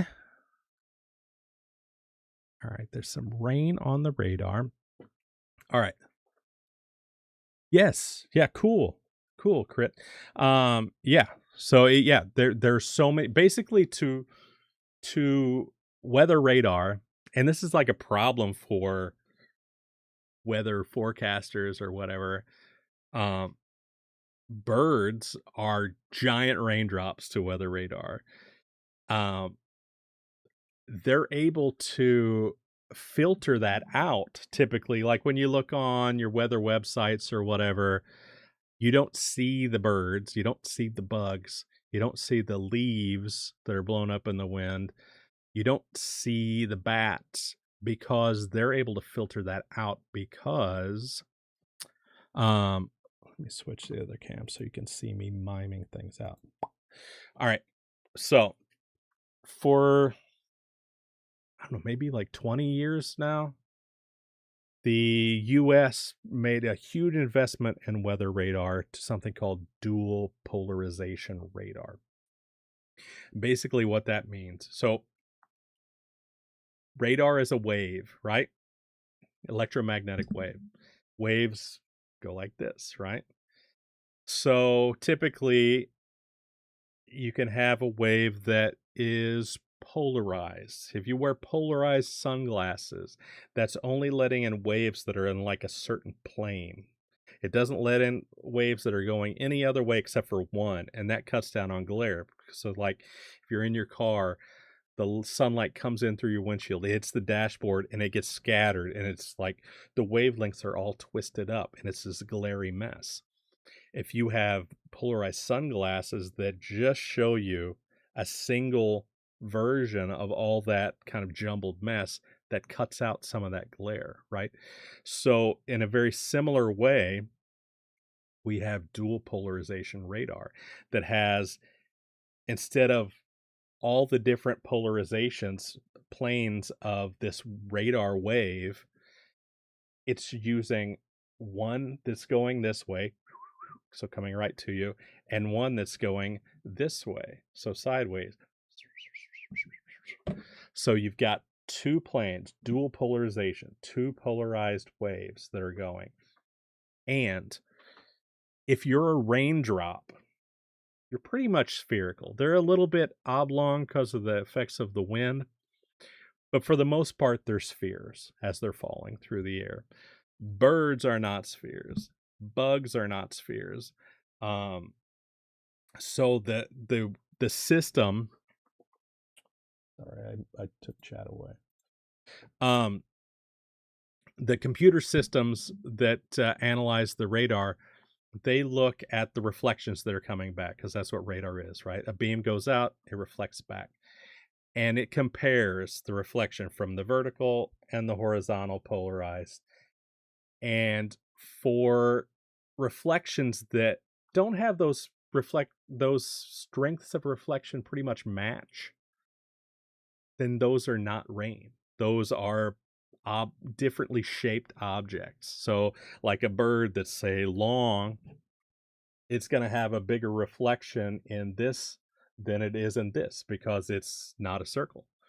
But a raindrop is going to have pretty much the same reflection in the two polarizations. So they're able to filter your weather radar data, and that's why your typical weather sites are not useful for finding purple martin roosts, and that's why I use this software. Yes, when midges hatch along the shores of Lake Erie, they show up on radar, but weathercasters and people, that aren't interested in non-precipitation can filter that out because it's dual polarization. All right, I digress. All right, so the reason I brought that up is because we've got rain on here and we've got purple martins on here, and I'll show you. This is reflectivity. This is just everything that's coming back to the radar detector, and you've got our little peninsula here, and you've got our little signature of purple martins here. But if you switch to something called correlation coefficient, and that's basically how, the comparison between those two polarizations, you see here that the rain has a correlation coefficient close to 1. So these are spheres. This is raindrops or hail or what have you. And all of the every other color is birds or bugs or, you name it, anything else that's blown up into the air. You know, boats. Some of these down here are windmills sticking up into the radar. The reason that there's so much more over here by the radar station is because the radar beam starts off by the ground where the radar antenna is, where the whatever it's called is, the spinny boy. But as you get out farther away, if you look down here, it's gone because I moved my thing, but maybe you can see, hopefully my resolution is enough that you can see Z there. So that's basically, I'll take a step back. Our elevation here of this scan is 0.35 degrees. So that 0 would be a perfectly horizontal beam. 0.35 is not very much of an inclination for the beam. So right here next to the station, it's basically at 0 feet. But as you scoot away, you see that Z going up. Basically, that swath that's being cut by the radar is increasing, and by the time it gets over here to Erie, it's 1.5 miles in the air, 7,000 feet. So the reason that all this junk shows up here is because this is all birds and bugs that are close to the ground. 500 feet up in the air is where the Z is for, as I'm kind of going around in circles here. But I'm something else. Sorry, I love playing around in the radar data. And we are going to get to that bird that was over the ocean before we're done. You hear about Doppler radar. So looking at the Doppler effect of the shift, the Doppler shift of the reflection of the radar signal. So the radar's blasting out a signal, a wave that's a very specific frequency. And then when it hits something that's moving, and this is a simplification. If it hits something that's moving away, the reflection is a little bit slowed down coming back. So it, like a little bit of that energy kind of goes along with. So like if you have two pool balls and you've got one that's rolling away and you shoot a pool ball at it, it's going to come back a little slower than if the pool ball was stationary. Or if the pool ball is coming towards it and you shoot the pool ball at it, it's going to come back faster. So the speed, yeah. I always wanted to be a meteorologist, Vic. You're absolutely right. We did, I don't know if this is universal, but in my little school, they did we were like in 6th grade or something. They did like this questionnaire. What do you want to, what job is perfect for you or whatever? Meteorologist, actually storm chaser. But that's a crazy job. But like weatherman or meteorologist was what it told me to be. So this is me living my dream through weather radar. I found my way. But yeah, so you get this Doppler shift in the reflection that comes back to the radar station, and it tells you if something's moving towards or away from the weather station. So if I switch to radial velocity, which is basically looking at the Doppler shift of the reflections. Oh, and then it doesn't even look good. This is too far away for a good Doppler shift. Let me see. We'll look at a different spot. But if this was closer to the radar station, how disappointing. So green is moving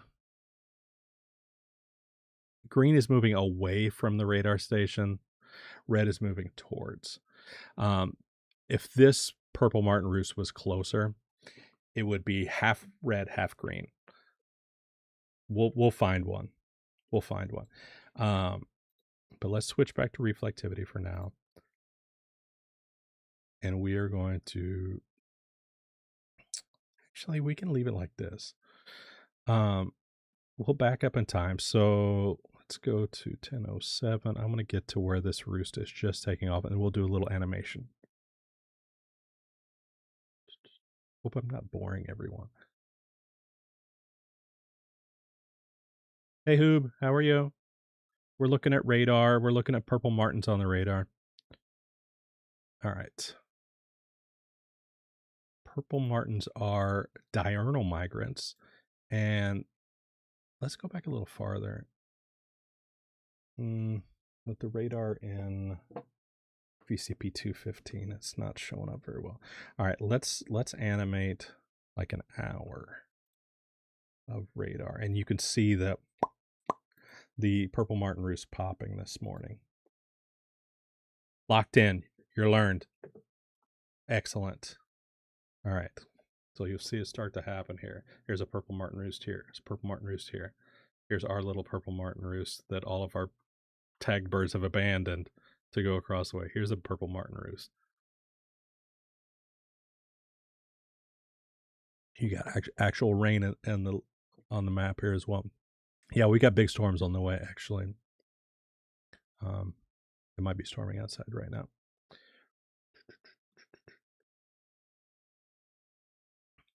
Not in Brazil yet, but they're on the way. Here, let me speed it up. Now look at the fireworks.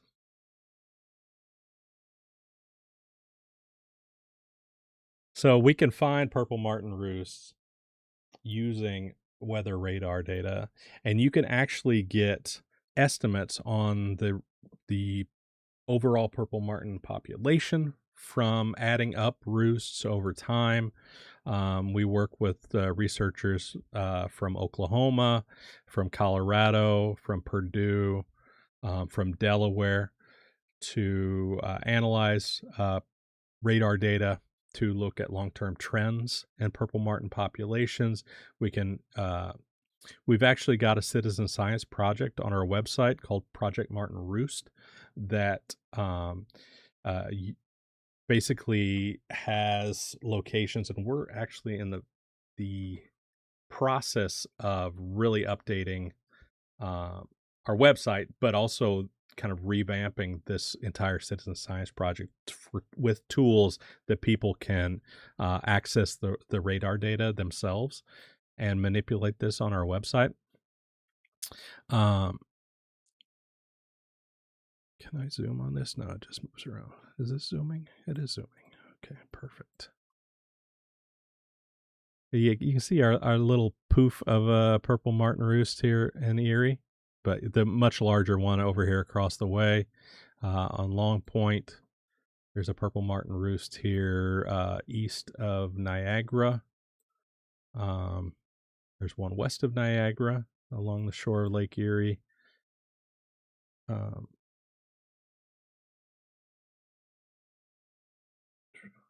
Yeah, it's really cool.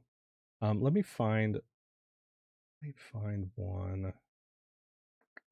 Kentucky always has the best roosts on radar. Let me find. Who do I want? Nope, I didn't want to do that. I can never remember the name of the NexRad site in Kentucky, so I'm going to cheat. We're going to do KPAH.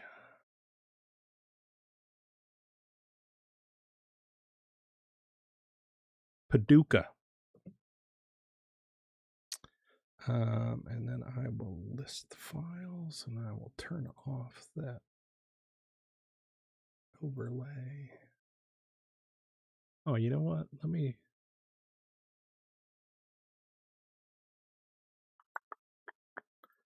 give us a good map.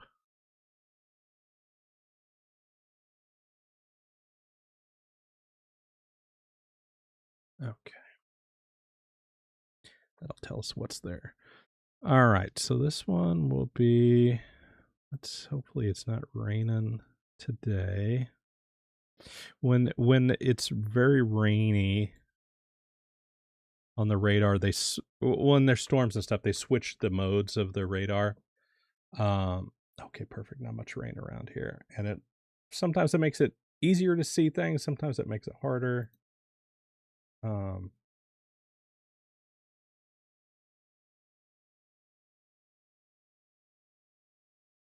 yeah, this is a huge roost right here.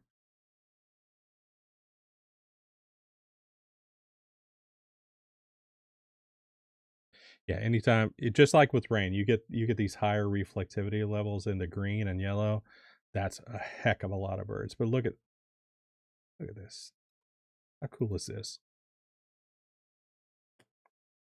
Do they have to outrun storms like this or they hunker down and wait? Oh, Hoob, you just wait. We're going to tell a story about a storm and a purple martin here in a minute. You are in for a treat. All right, let's try the radio velocity thing. See if I get my my red and green couplet. Oh, you can kind of see it on this one. You can kind of see it on this one too. Let me go back. Maybe I can get it to pop.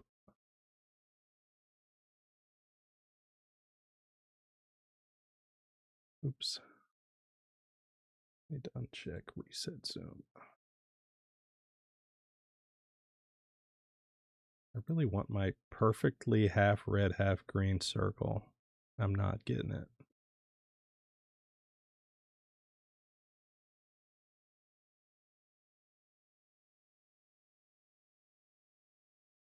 Let's go with a higher elevation scan, maybe.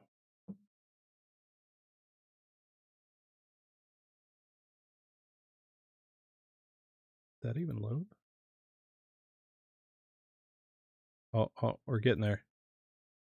So I'm changing the angle of the so like when the radar's spinning around, it's doing like multiple scans at different angles, and you can choose the different angles. Usually I will use the lowest one because you can get more accurate where the purple martins are, like on the ground, because that's really what we're interested in, is where the roost is on the ground.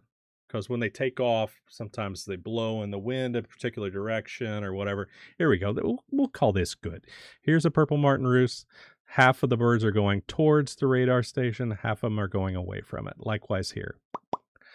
So that's just kind of a visual.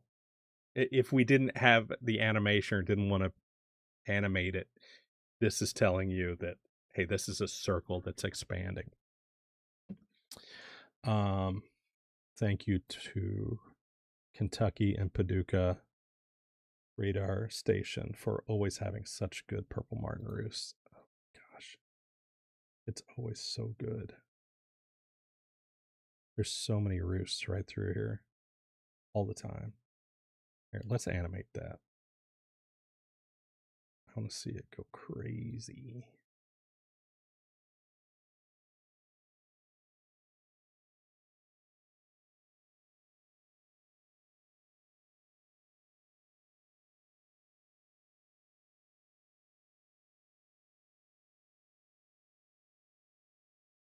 Perfect.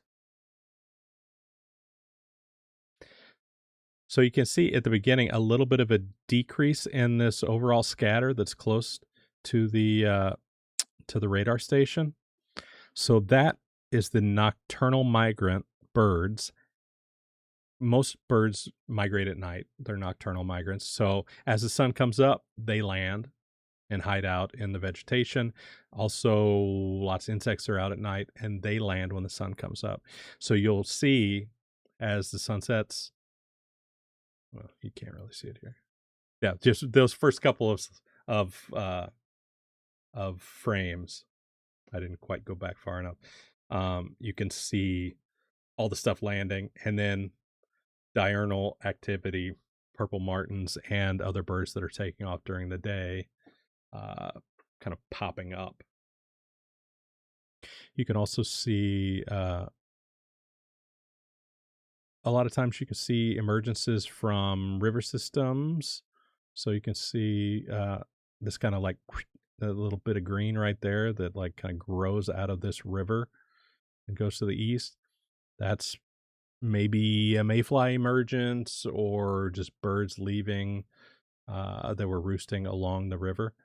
But yeah, look at these freaking roosts. And then if you really kind of like back up farther and do a composite animation of all the purple martin roosts, if you get like good weather days that don't have like storms all over, which is fairly rare, but like a clear composite of this animation all the way from like the East Coast to the Rocky Mountains, you can actually see in the purple martin roost popping like the sunrise moving across, because these guys take off at sunrise, so you could like pop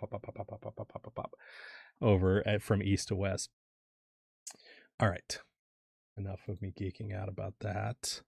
We were going to talk about, before we go, this guy.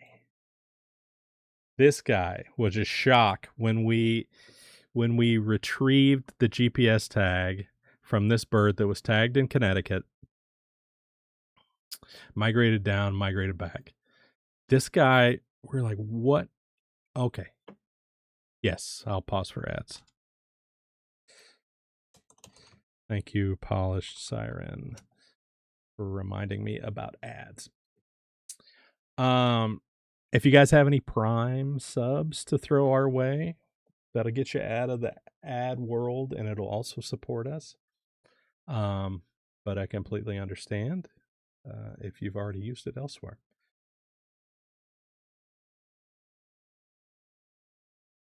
Happy Purple Martin Conservation Day, everybody.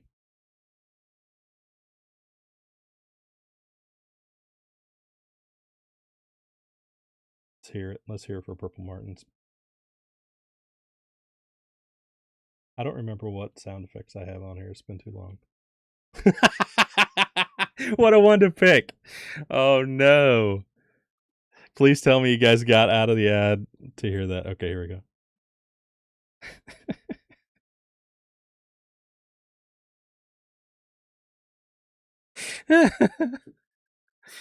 Oh my gosh. Sorry. I didn't have them labeled on the stream deck.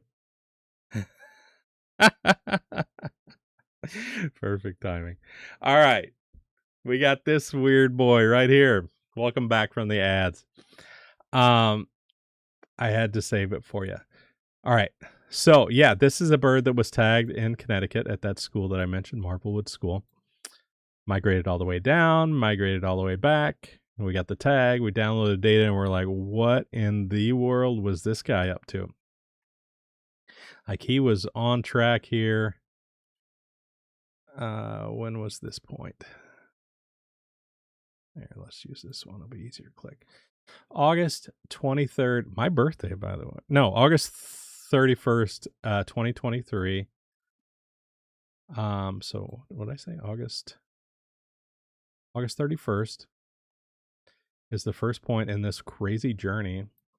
He goes east until here, which is the next day, 7 in the morning. This was about midnight. So, or no, this was about noon. So this is practically a day due east. And then goes south from 11 to, this is 2 days straight south, and then turns west 7 in the morning on the 3rd to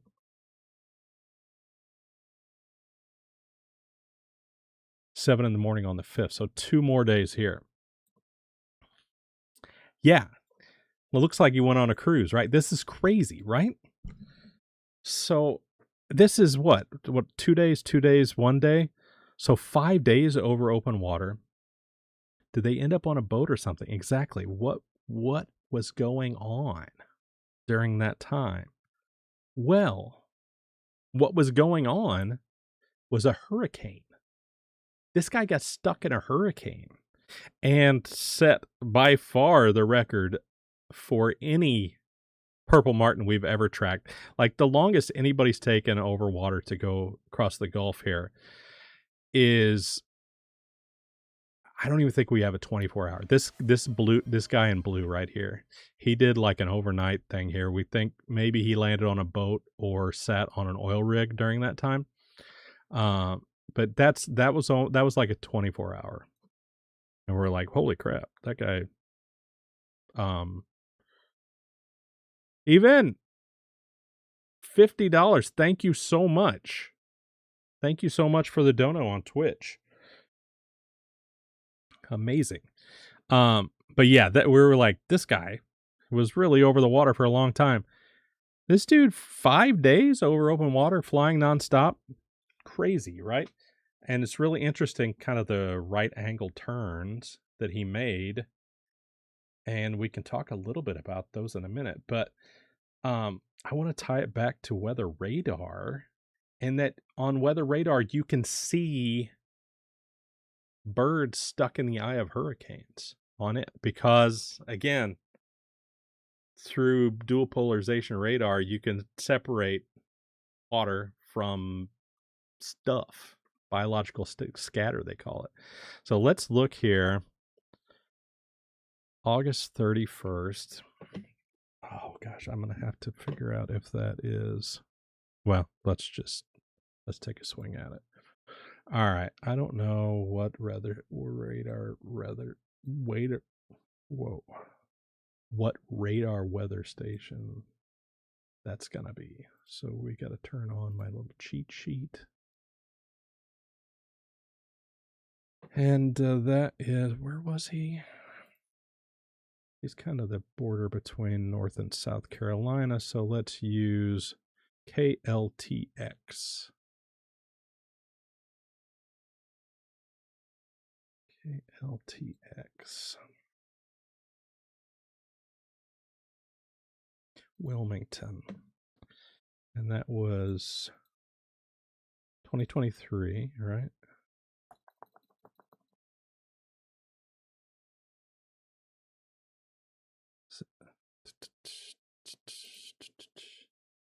So August 31st,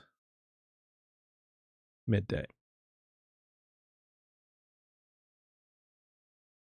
August 31st, 2023, list files. Hopefully that radar didn't get hit by, I mean, we might have to scoot to one farther away, actually, now that I'm thinking about it. It might be like destroyed by the storm or something.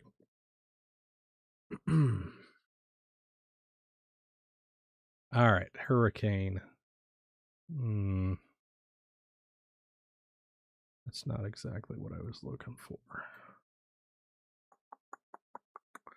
Let's back it up.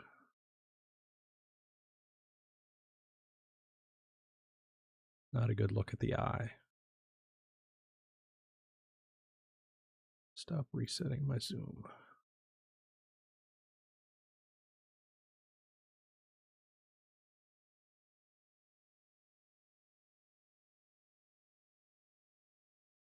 Yeah, so this all rain. Okay. All right.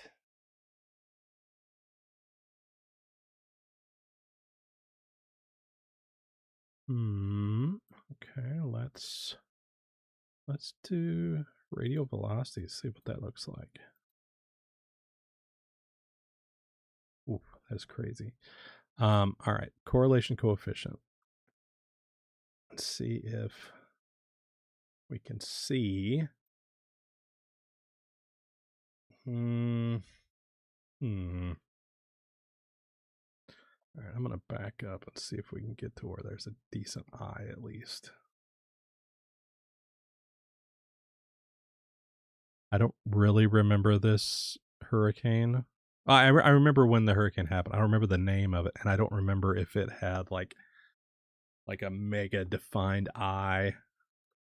You know, sometimes when they're like super strong, like, oh, the eye wall is so well formed. I don't know if this guy had that. So this might be a fool's errand to be able to pick out birds and clutter in poorly well-defined eye. I'm going to switch to a different radar station. Let's switch to KCLX.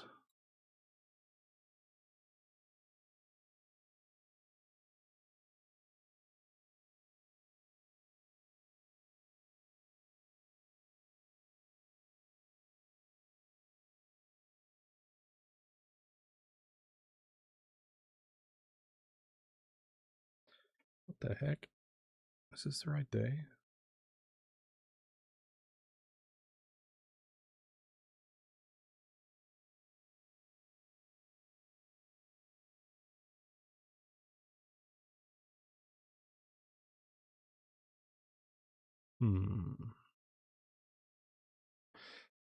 It can't be right. Okay.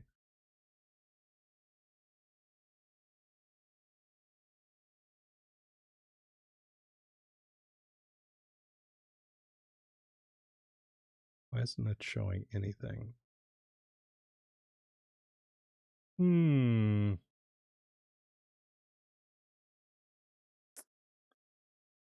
It says it's the right date here. Why isn't there any hurricane on the radar? It was a hoax. Yeah. So the problem, thank you, Siren. Yeah, the bird was farther out to sea in September.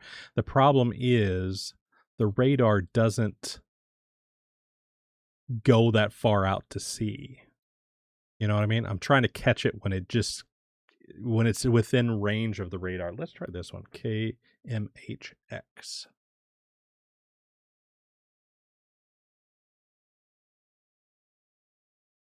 Morehead City, North Carolina. Yeah, no, absolutely. It'd be cleaner if we got a picture of it when it was offshore, but then you get out of the range of the radar and then you just get like the edge of the hurricane or whatever.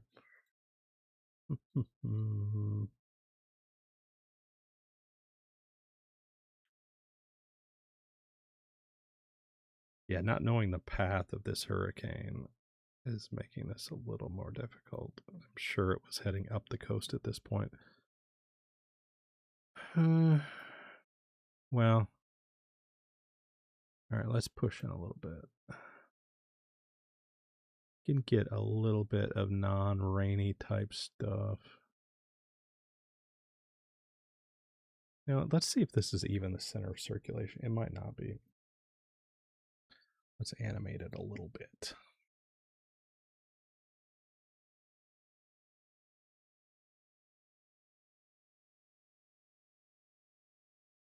It might be way down here or something. Anybody remember what the name of this hurricane was on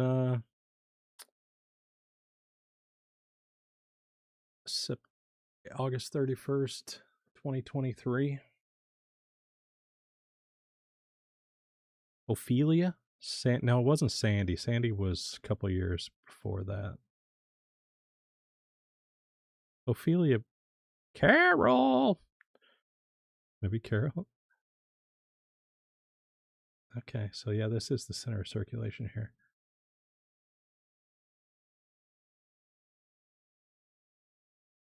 Well, somewhere in that. Let's oh no, I didn't want to do that.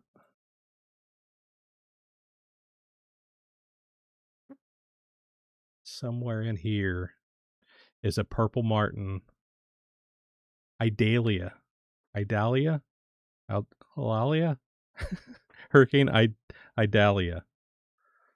All right, this is her. Somewhere in this is this purple martin about to go on the ride of their lives. In this eye for 5 days out to sea. And well, you know what? Maybe if I go, yeah, maybe I should go up. I should give it some uppies in and elevation. Maybe that'll, oh, maybe not that much. Yeah, the bird was so, you can kind of see how it would happen though, right? You're really somebody asked earlier what do birds do when a storm's coming. What do purple martins do when a storm's coming? Sometimes we'll see them, and we've had tracks that GPS tracks that have gone like in the vicinity of um hurricanes in the past, and you can kind of see them getting like blown off course by the outside of the hurricane, like, or like sped up or whatever. So sometimes they just kind of go with the wind. But if you're a purple martin and you're on the coast of North Carolina and you are like a storm comes in, it's a pretty good storm. So like presumably actually, how this would happen would be if you're already down for the night and storm gets worse and worse and worse, and you're just holding on with your little purple martin grippers, just trying to hang on to this tree that's getting shredded, right? It's like, and you make it, and the wind stops, and the sun's coming out because this was right about sunrise when this guy ended up in the mix, and you got blue skies above, the wind stops, the rain stops. We made it. Time to take off. And you take off and you start heading south, and you're like, that doesn't look great. And you basically hit the other eye wall, and you're like, uh-oh. And you look around for somewhere to land, but you end up with that eye, and it's gone out over the water. Buddy, you're along for the ride at that point. And that's what this guy did. Like, he was on the coast of Carolina, and yeah, got it. Wrong place, wrong time, and an absolutely incredible track. We've got a paper in the works just about this specific bird. And you can see he went out. This is about the time he broke loose of the hurricane, and it's interesting that it was a he. I've got a picture of him actually somewhere. Turned immediately and like resumed heading south, but he didn't have any landmarks or anything to orient with. So he oriented with the Earth's magnetic field, and he oriented with the sunrise to the east. So sun's coming up, put the sun to my left, start flying, baby. And he did that he went for 2 days straight. And I think maybe about this point, he's like, dude, I should have hit land by now, and I am cooked. So it's interesting that at that point there was like a 90-degree turn to the right heading straight west. That's like some sort of emergency safeguard after you've flown south for days with no land. So if you're over the Gulf and you're doing that, you turn right and you end up on land, right? So he did it here as well. And then 2 more days, and can you imagine the freaking relief when he hit the Bahamas here? And he spent some time there, like, yikes. And then went over to Cuba and spent some time there before continuing on south. And it's interesting that this is his return track was so wonky as well. It's almost like his just understanding of the path to take was scrambled by this crazy, he didn't have that learning of the normal route to come south. So he took off. He's the only guy who's ever taken off through the, freaking Lesser Antilles or whatever, Trinidad and Tobago. I don't know what these guys are over here. I guess I could turn labels on. Who are you? Yeah. Trinidad and Tobago, Grenada. Did I just make up Lesser Antilles? Are those even over here? I know it's a thing somewhere. I don't know where it is. But yeah, he did this crazy island hopping route on the way back, and then cut across the Gulf, and then it was like, wait a minute, and then found his way back to the East Coast to the same breeding site in Connecticut. So just absolutely amazing route. Yeah, 0 touchdown. I would say that this guy did not land, because these points here on this kind of breadcrumb trail are all like, if he was staying overnight somewhere on a boat or on an oil rig or something, there would be points on top of each other. So, I mean, he wasn't breaking any land speed records here, but you can see the speed at which he was cruising to the east, moving pretty good clip. And then, but something I think is interesting, and I don't know if it's telling about Purple Martin navigation or just a coincidence, because obviously we just have a sample size of one, was these two kind of route changes and how abrupt they were both at sunrise, or roughly so. So, you know, I wonder if that's the default or the emergency fallback of navigation, is if put the sunrise on the correct side, and then you'll at least be heading south. So I don't know. Pretty cool integration of weather radar as well. Even though you can't see too much, I guess you can kind of. Is it zoom like that? You can see a little bit of sparkle. Yeah. Anyway, the blue dots and stuff are not rain. Red and pinks are rain. Blue is definitely not rain. So lots of birds stuck in there, and going on a crazy ride. So, I think that's probably about enough of me yapping for you guys today. Happy Purple Martin Conservation Day, everybody. Thanks for stopping by. Thanks for listening to me yap about Purple Martin movements and tracking and radar. If you want to witness me embarrass myself on Twitch, I will be doing a DJ set on Friday at, what time did I say? At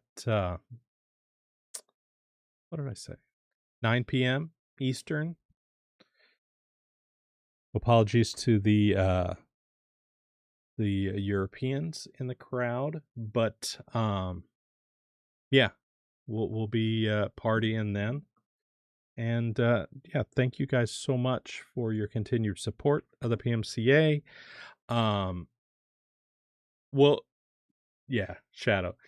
I'll make it a highlight on Twitch after the fact. I hope to stream IRL from the Purple Martin Roost if we get good numbers there, to where it's like there's going to be something that shows up on camera. It's really hard to film at a Purple Martin Roost, especially when there's not a gajillion birds. So we'll give that a shot. And yeah, I think we've got a couple of other kind of stream ideas for the off season here. Maybe a craft stream or two Lydia wants to do. I think I owe you guys a little bit more microscopy. And yeah, no, thank you guys for stopping by, and I will see you next time Um, take care. I hope you learned something today. Bye. Bird up.